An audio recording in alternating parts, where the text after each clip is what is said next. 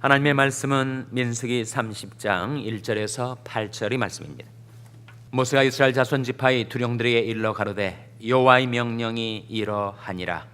사람이 여호와께 소원하였거나 마음을 제하기로 서약하였거든 파약하지 말고 그 입에서 나온 대로 다 행할 것이니라. 또 여자가 만일 어려서 그 아비 집에 있을 때 여호와께 소원한 일이나 스스로 제하려 한 일이 있다 하자. 그 아비가 그의 소원이나 그 마음을 제하려는 서약을 듣고도 그에게 아무 말이 없으면 그 모든 소원을 행할 것이요 그 마음을 제하려는 서약을 지킬 것이니라. 그러나 그 아비가 그것을 듣는 날에 허락지 아니하면 그 소원과 마음을 제하려던 서약이 이루지 못할 것이니 그 아비가 허락지 아니하였은즉 여호와께서 사하시리라. 또 혹시 남편을 맞을 때 소원이나 마음을 제하려는 서약을 그 집에서 바라였다 하자. 그 남편이 그것을 듣고 그 듣는 날에 그에게 아무 말이 없으면 그 소원을 행할 것이요 그 마음을 제하려는 서약을 지킬 것이니라. 그러나 그 남편이 그것을 듣는 날에 허락지 아니하면 그 소원과 마음을 제하려고 경솔히 입술에서 바란 서약이 무효될 것이니 여호와께서 그 여자를 사하시리라. 아멘. 할렐루야. 저희 평강의 복을 기원하는 마음으로 샬롬 인사 나누시기 바랍니다. 샬롬. 샬롬. 오늘도 금요 새벽 기도에 잘 나오셨습니다. 계속되는 무더위 가운데서도 굴하지 않으시고 하나님 앞에 담대하게 잘 나오셨습니다.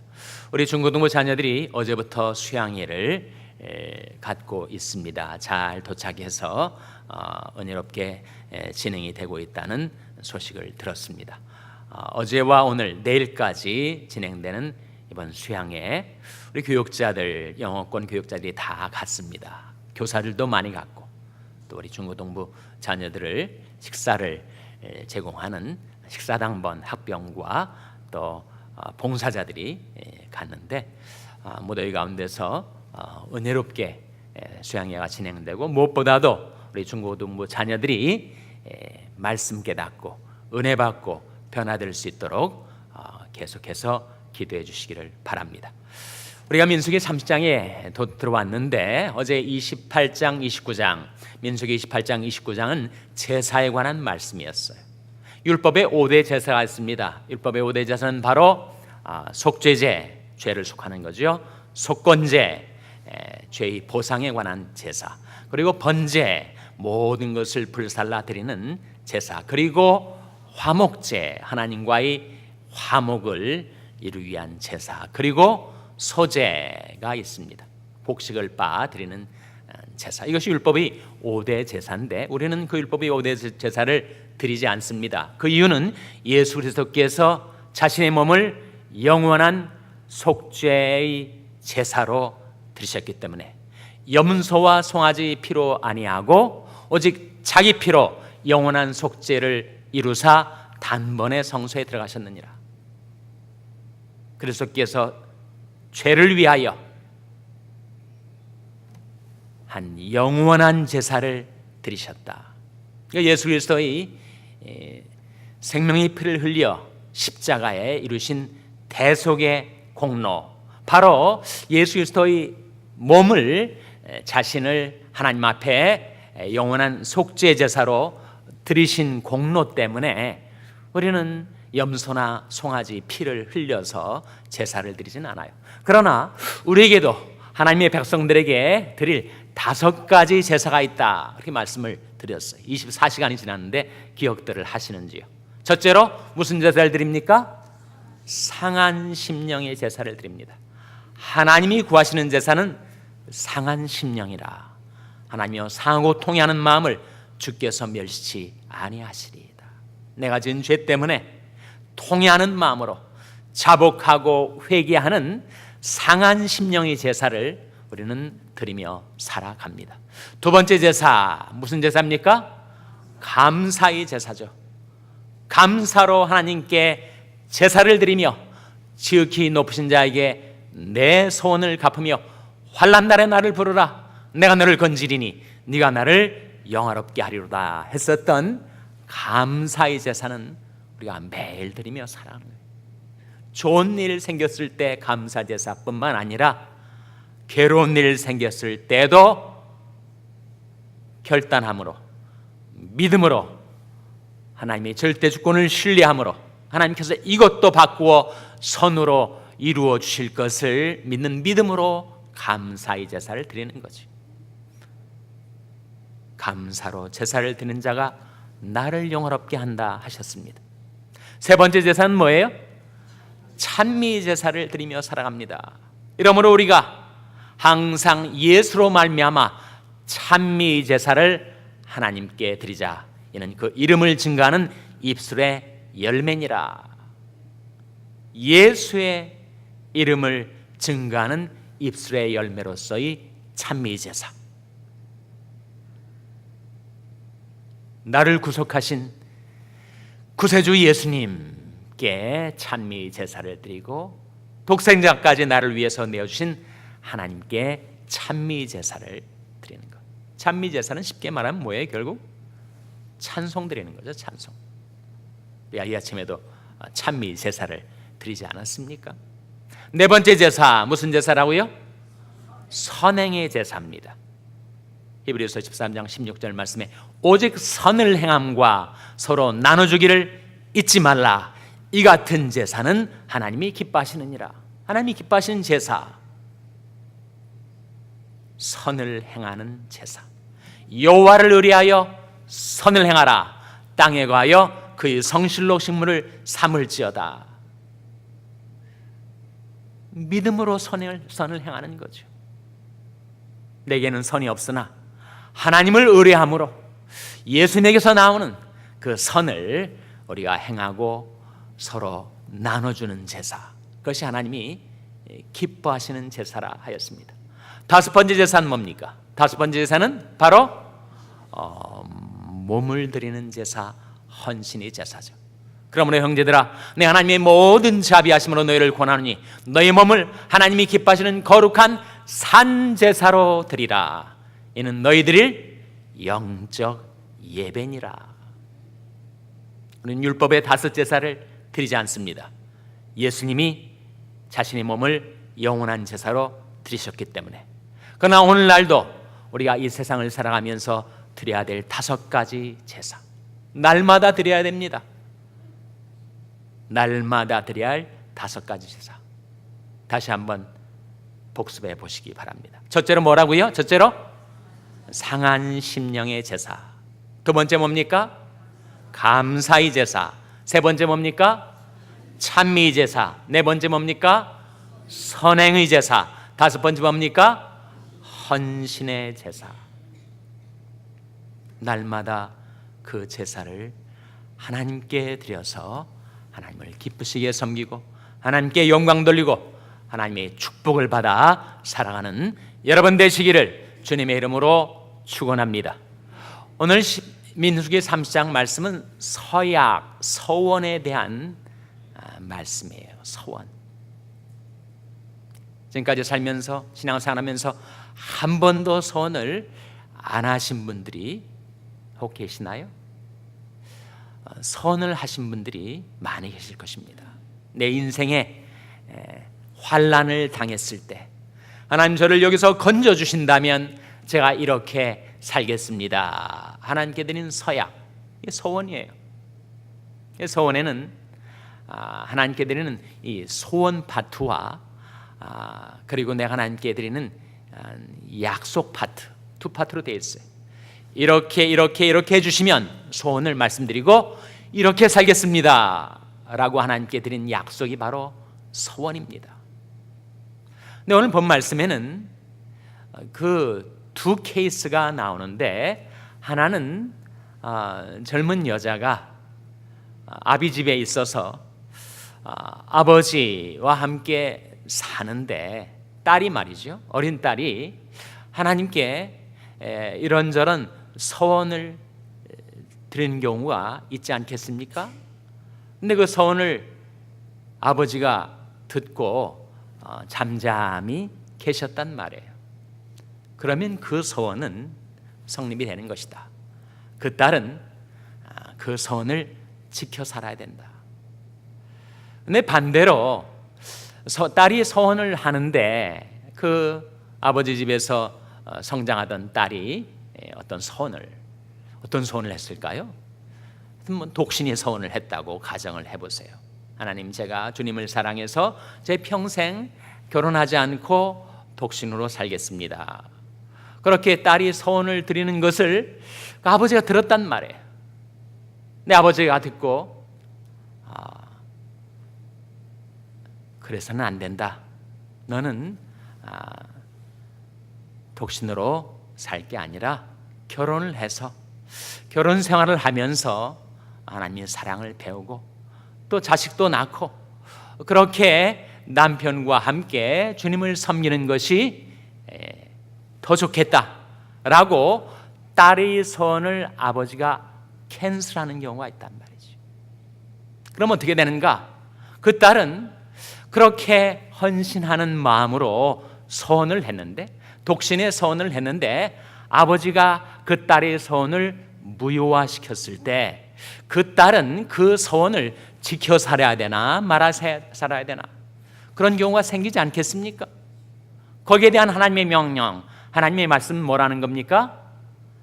그 경우는 그 딸이 그 소원에서 벗어나게 된다.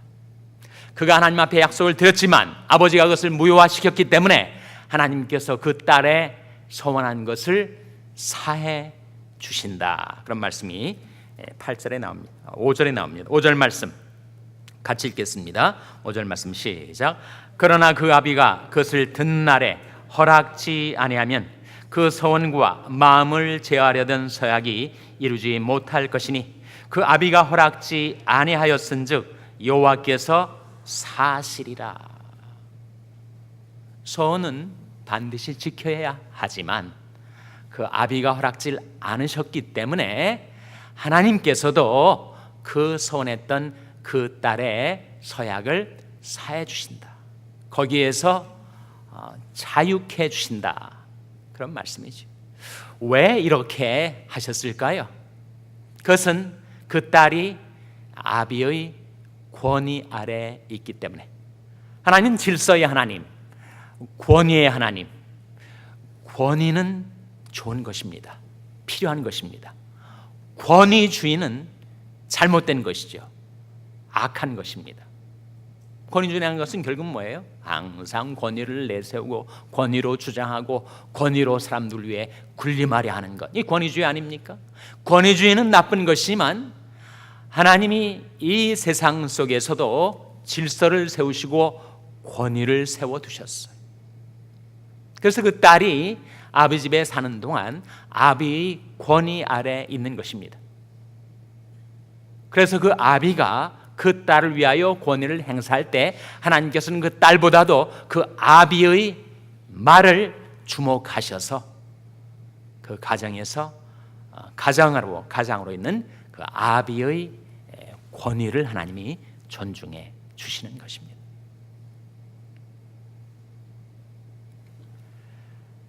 또 한 가지 케이스가 나오는데 이것은 남편과 아내의 케이스예요. 오늘 본 말씀해 보시면 6절에 또 혹시 남편을 맞을 때, 뜻은 결혼했을 때라는 말입니다. 소원이나 마음을 제어하려는 서약을 경솔히 그 입에서 발하였다 하자, 여자가, 아내가 그랬다는 것입니다. 그 남편이 그것을 듣고 그 듣는 날에 그에게 아무 말이 없으면 그 소원을 행할 것이요 그 마음을 제어하려는 서약을 지킬 것이니라. 그러나 그 남편이 그것을 듣는 날에 허락지 아니하면 그 소원과 마음을 제어하려고 경솔히 입술에서 발한 서약이 무효될 것이니 여호와께서 그 여자를 사시리라. 딸과 아비와의 관계가 아내와 남편의 관계에 그대로 적용이 된다는 거예요. 왜 그렇다는 것입니까? 그것은 하나님께서 남편을 그 집의 머리로 세우셨기 때문에, 가장으로 세우셨기 때문에 남편이 권위 아래 있던 아내가 했던 서약이 남편이 잠잠하면 성립이 되는 것이고 남편이 무효화시키면 무효화가 되는 것이다. 그것을 달궈하지 않는 여성들이 있을지 몰라요. 그러나 하나님은 질서의 하나님. 남편보다 훨씬 뛰어난 여성들이 있습니다.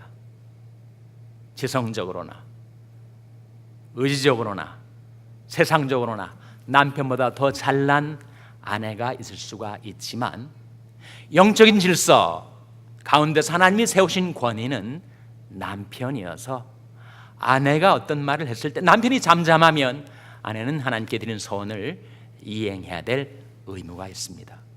그러나 남편이 듣고 그것은 아니지 라고 그 아내의 소원을 제지했을 경우에 아내가 그 소원을 지키지 않는 것을 하나님은 사해 주신다 라고 약속하고 있습니다.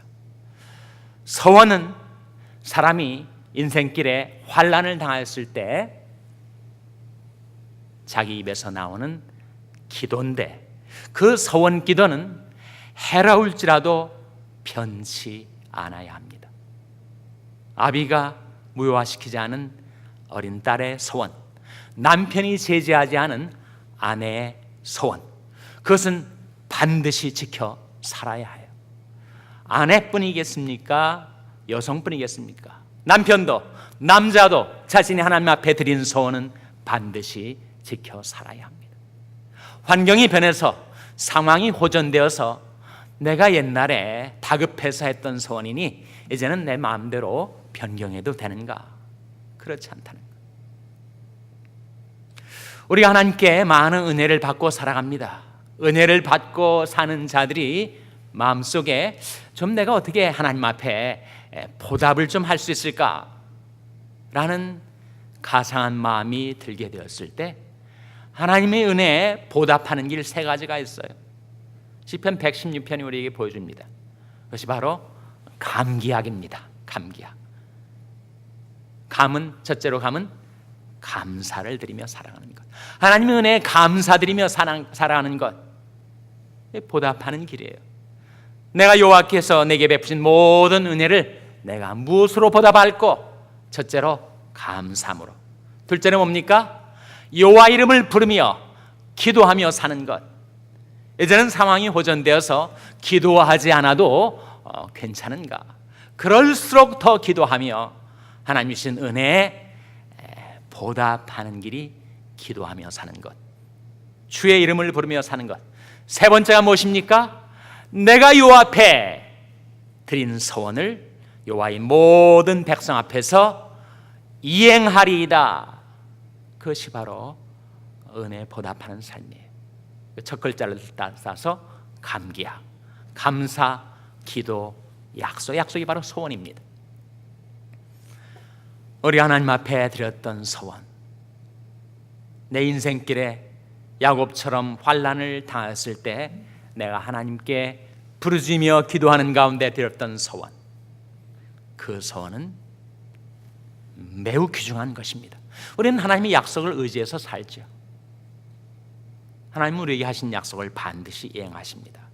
그렇다면 우리가 하나님께 드린 약속 역시 우리가 그것을 이행하며 살아야 될 텐데, 환경이 바뀌고 삶의 조건이 달라져서 내가 전에 드렸던 소원을 이행하기에는 너무너무 어렵습니다 라고 하는 경우가 있을 수가 있겠죠. 그러나 내가 하나님께 드렸던 그 소원을 향해서 그 소원의 방향으로 우리가 걸어가는 인생, 어떻게 해서든지 하나님께 드렸던 나의 약속을 지키기 위해서 몸부림치는 그 인생을 하나님은 긍휼히 여기시고 축복해 주십니다.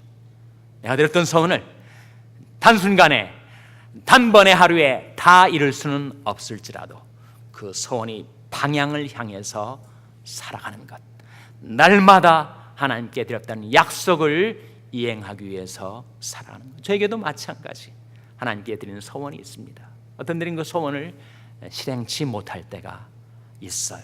그러나 내가 하나님께 드렸던 약속, 하나님께 드리는 소원, 그것을 향해서 날마다 걸어가는